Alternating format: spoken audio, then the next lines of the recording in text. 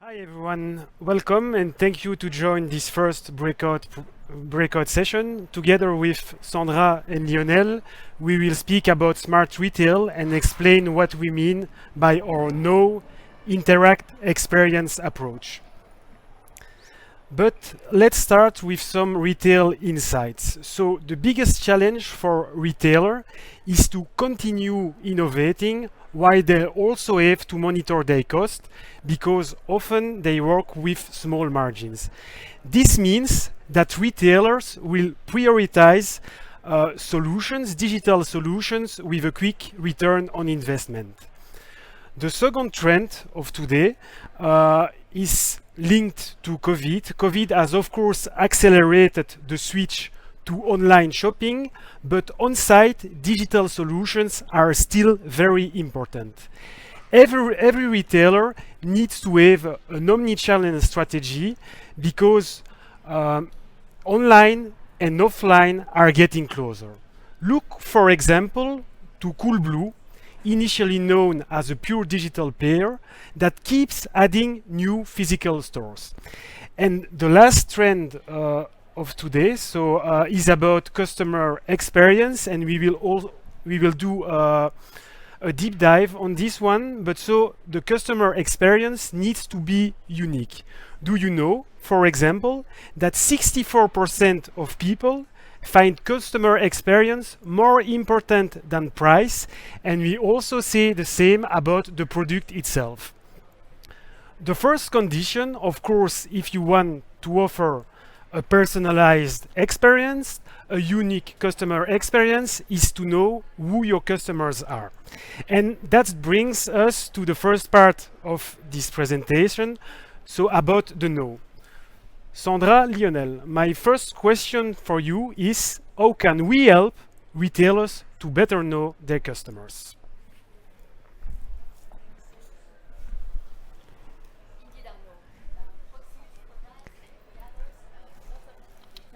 Thanks to a large ecosystem of partners. And the first type of data that we provide to help better know the visitors and potential of the area, of the location where your shops are the macro data. And these are data on a large zone, typically around your shop or venue, and that doesn't require any hardware installation, so it's easily activable, and it's totally GDPR compliant. So it's not possible, it's on large group of people, and it's not possible to retrieve information on an individual. So the different type of data, of macro data provided, are first the location analytics. These are data coming from the Proximus mobile network on localization of groups, and it gives you information on how many visitors are there in the area, when are they coming, how many time do they spend in the area, where are they going afterwards, and also what is the profile of these visitors. So are these only transit visitors or regular visitors? And also what is the origin of the visitors? So do you attract only local visitors, or also from your region, or also international visitors, and from which country?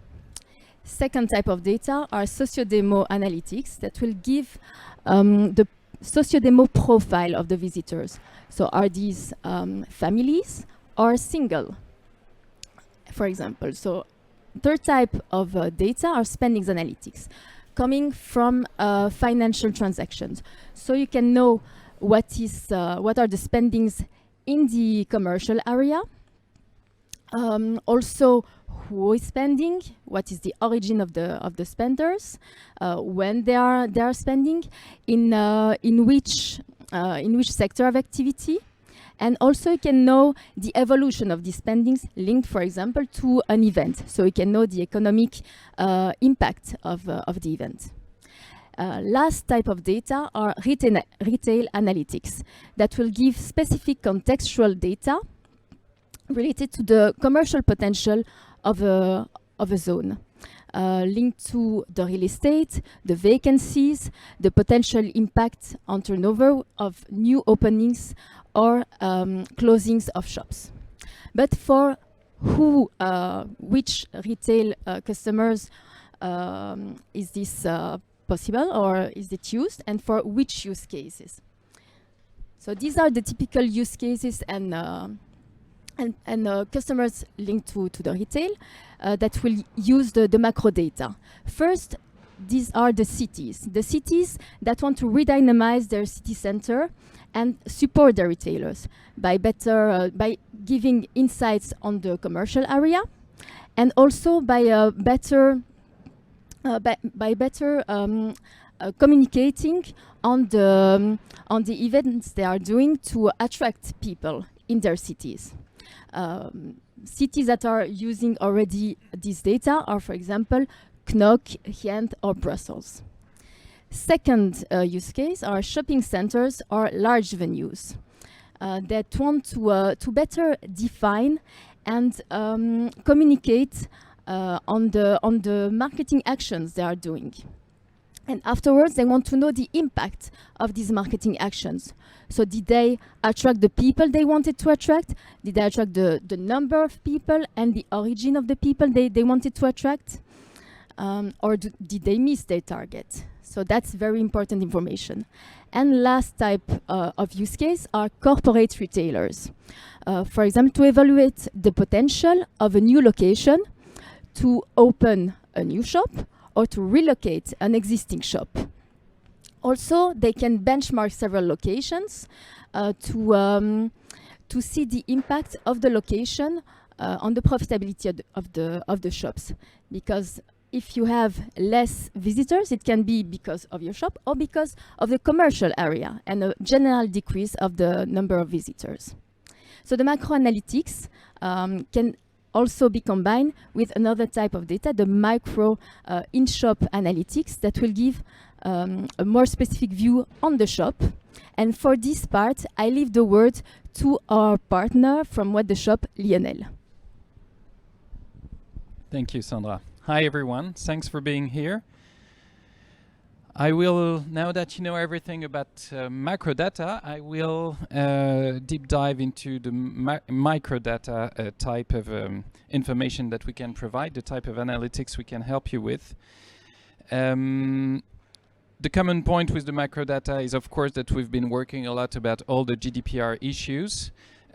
But there's a difference, is that in our case, and I'll make a short focus on this afterwards, we need some hardware to be precise. When you are talking about a store, you will need hardware if you want to have some great quality microdata to use in order to improve the efficiency of your points of sales. If we try to differentiate the different types of information and to enhance a few use cases that you might use to improve the efficiency of a store, I think we can divide this in at least 4 categories. We will begin with the first information we can provide, which is called the attraction rate, the ratio between people passing by a store and the people entering that store. It gives a clear vision on the impact of the shop window, basically, and on what you are displaying in that shop window. I have the example of a dealership that exposed a prototype of a car, and of course it had a tremendous impact on the volume of visitors in the dealership. So that's the type of events that you can measure in order to see what's the impact on your traffic and then on your business. Once you have a clear vision on the volume of people passing by your shop and the people entering that shop, you need to be extremely precise on the volume of entrance that you really have in that shop, in that store. This information is used basically for 2 main reasons. There is one which is clearly obvious through the situation that we've been facing with the COVID along the past few months, is that for sanitary reasons, you need to know how many people you have in your stores in order to be sure that the security of everyone is respected. And then, of course, you need this information, and it is critical to manage the stores or in fact any business area in a physical world, you need this information in order to measure and to calculate the conversion rate between the people entering your shop and the people really buying at the end. And so you need this information to do so. And if you have any issue with that conversion rate, you'll be able then to know if it's coming from, if it's a management issue, is it coming from my team, or is it coming from the goods that I'm displaying in my shop? Do I have enough goods or not enough? Once I know how many people passing by enter in my shop and the conversion rate of those visitors, I will deep dive into more precise information. One important thing would be to have a clear heat map of what is happening in my shop, in my store. You can use that. Let's take the example of Decathlon, for example. It's not the same thing if people are located nearby the bike area where they can get the bike fixed. If they spend a lot of time there, maybe there's an issue and I need to send more people there to in order to help those visitors and to basically fix those bikes quicker. But on the other hand, if I have some public spending more time in a running area, that could be just because the team is doing a great job helping customers and giving them advice. So to do that, you need that heat map. You need to measure the dwell time. And the last thing, you can of course analyze the past of the visitors in your shop to know where they come from. Do they come regularly? Is there a high level of loyalty of my public? So that's the type of indicators we can help you with. And to do so, as we said, we need hardware. We need to implement sensors in the stores, in the physical world. We cannot be precise enough without the sensors. We now use 3 types of sensors: Wi-Fi sensors, infrared sensors, and 3D videos. Basically, the Wi-Fi sensors is the family of sensors that we're going to use to have the highest volume of information, because it helps us to detect smartphones, and through this method we'll be able to measure the volume of people passing by and the paths that the people are following in a store. But then we really need to complete the installations with infrared sensors or 3D video sensors in order to be sure that we have a really clear view on the precise volume of visitors in your stores.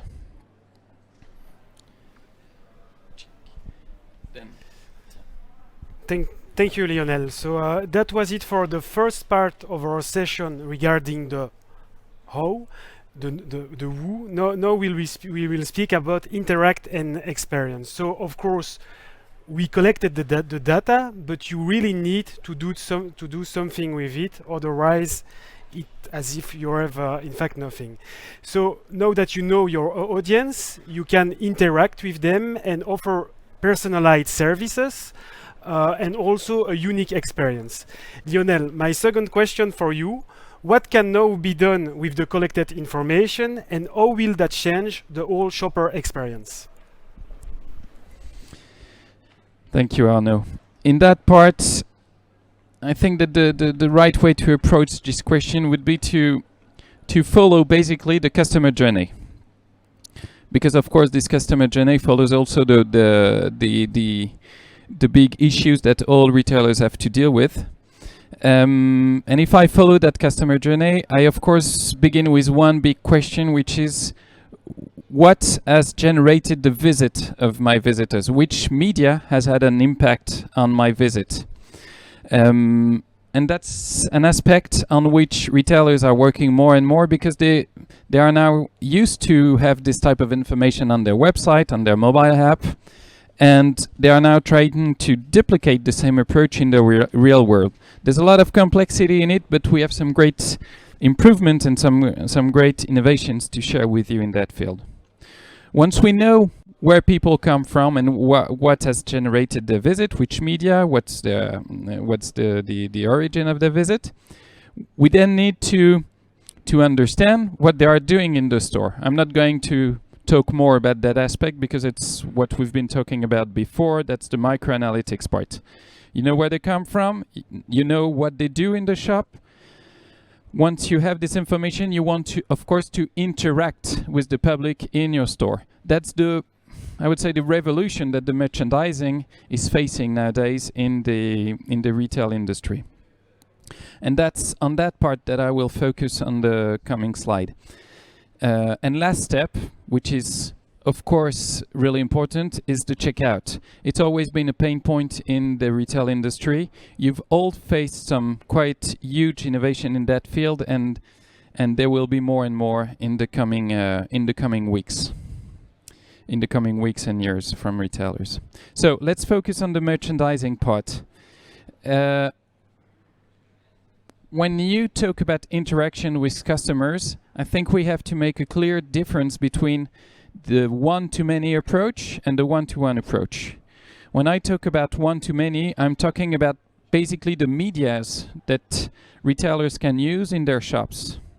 You have two ways to talk with a digital approach to your customers with a one-to-many approach. You have the good old in-store radio. It's been there for decades now, but there are some great technical innovation coming regularly on this part. And then you have the biggest change that we've been facing on the past few years, which is the digital signage. You can all see more and more screens in the shops where you're going, the stores where you're going. And we have some great innovation to share with you in that field, one being the use of dynamic information, whether it is the weather, the volume of visitors, as I said earlier, or all the information we can use to be sure that we push the right message to the right people at the right time. So that's for the one-to-many approach. And then you have the one-to-one approach. There, basically, you have two ways. One is to give the information of your customers, all the data that you have on your customers, to your sales team. That would be the clienteling approach. And then you have all the information you can push on the smartphone of your public. And that's the part on which I'd like to focus. We have some great use case that we can share with you.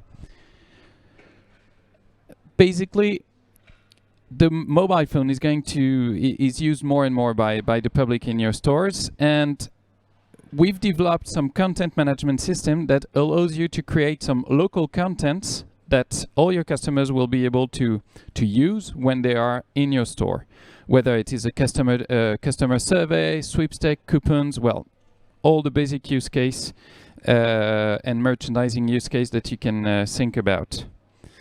And here I'll give just a short focus on a use case that we've developed, which is an approach in order to turn your good old guest Wi-Fi into a true local application.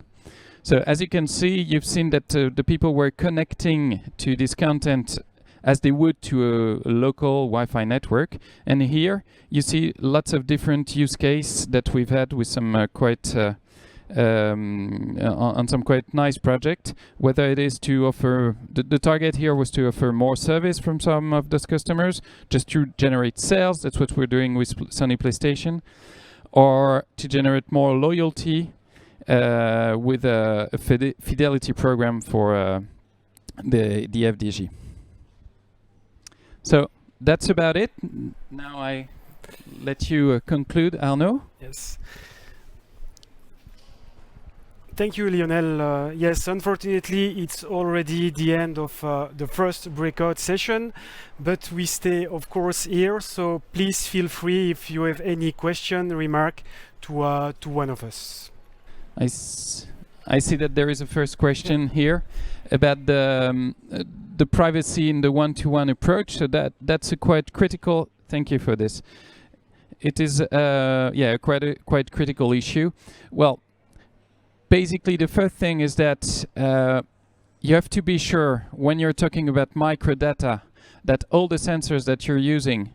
Excuse me, I give you this because when you're talking about microdata, you have to be sure that all the sensors that you're using perfectly respect the GDPR approach. That's obvious, but it needs to be said. And of course, Proximus and us, we do all the controls needed in that field. And then when it comes to the one-to-one approach and the one-to-one experience, basically you have a media moment. You have a moment with the customers. You have a screen on which you can ask all the opt-in questions that you want. And you need to include the opt-in process, of course, in all the experience that you are going to propose to your public. And those all our tools have, of course, included that approach. Proximus. Think possible.